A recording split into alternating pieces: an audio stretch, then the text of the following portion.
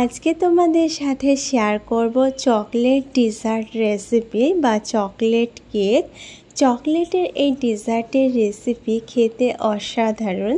যাদের চকলেটের ফ্লেভার পছন্দ তাদের কাছে এই ডিজার্টটা খেতে খুবই ভালো লাগবে। চকলেট আর মাত্র একটা ডিম দিয়ে তৈরি এই ডিজার্টের রেসিপি। প্রথমে এখানে নিয়েছি একটা ডিম আর এর সাথে অ্যাড করব হাফ কাপ চিনি। চিনিটা ভালোভাবে ফাটিয়ে নিতে হবে ডিমের সাথে।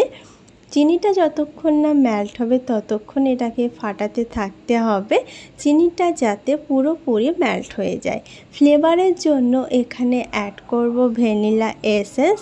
চকলেটের সাথে ভ্যানিলা দারুণ একটা ফ্লেভার হবে, তো এখানে হাফ চামচ দিয়ে দিয়েছি ভ্যানিলা এসেন্স।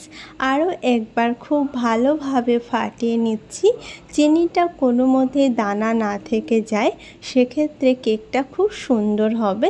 তাই চিনিটাকে খুব ভালো মতো ফাটিয়ে নিতে হবে।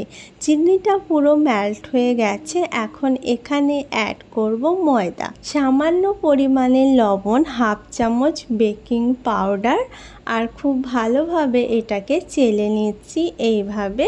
এখানে চকলেটের ফ্লেভারের জন্য কোকো পাউডার ইউজ করব। 2 চামচ কোকো পাউডার এখানে ব্যবহার করেছি।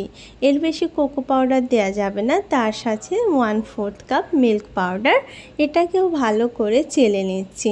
মিল্ক পাউডারটা দিলে এই ডেজার্টটার টেস্ট অনেক বেশি বেড়ে যাবে। এখন এর সাথে অ্যাড করব 2 চামচ কুকিং অয়েল বা বাটারও ইউজ করা যাবে। তার সাথে সাথে এখানে নিয়েছি দুধ। অল্প একটু দুধ এখানে অ্যাড করবে আর ভালোভাবে মিক্স করে নেবে। খুব বেশি পাতলা ব্যাটার হবে না, তাই একবারে বেশি দুধ ব্যবহার করার প্রয়োজন নেই। অল্প অল্প করে দিয়ে এটাকে ভালোভাবে মিক্স করে নিতে হবে। এখানে কোনো রকম লাম্পস যাতে না থাকে, একেবারে স্মুথ একটা ব্যাটার হয়। তো এখানে টোটাল আমি হাফ কাপ দুধ ব্যবহার করেছি। তো এখানে যতটা দুধের পরিমাণটা হবে ব্যাটারটা দেখে বুঝতে হবে। ব্যাটারটা একেবারে স্মুথ একটা ব্যাটার তৈরি হয়ে গেছে। এখন এটার থেকে কেকটা বানিয়ে নিচ্ছি। ব্যাটারের কনসিস্টেন্সিটা দেখতে পাচ্ছ, খুব বেশি পাতলা না বা খুব গাঢ়ও না। এখন এখান থেকে কেকটা বানিয়ে নেব। এখানে নিয়েছি একটা কেক টিনের মোল্ড আর নিচে দিয়েছি বাটার পেপার। এখানে দিয়ে দিচ্ছি কেকের ব্যাটারটা। মাইক্রো ওভেনে এটাকে বেক করে নেব 180 ডিগ্রি সেন্টিগ্রেড রেখে 30 মিনিটের জন্য এটাকে বেক করে নেব। এটা যে কোনো কড়াইয়েও বেক করে নেওয়া যাবে, যেভাবে কেক বেক করে। এখন এখানে নিয়েছি চকলেট। এখানে আমি নিয়েছি ডেয়ারি মিল্ক চকলেট। এটা আমার কাছে অ্যাভেলেবেল ছিল, তো 200 গ্রামের এই চকলেটটা। যে কোনো মিল্ক চকলেট এখানে ব্যবহার করা যাবে বা ডার্ক চকলেট যদি পছন্দ হয় সেটাও ব্যবহার করা যাবে। এই চকলেটের ভিতরে অনেক বাদাম আছে, বাদামগুলো আলাদা করে ছাড়িয়ে নিচ্ছি।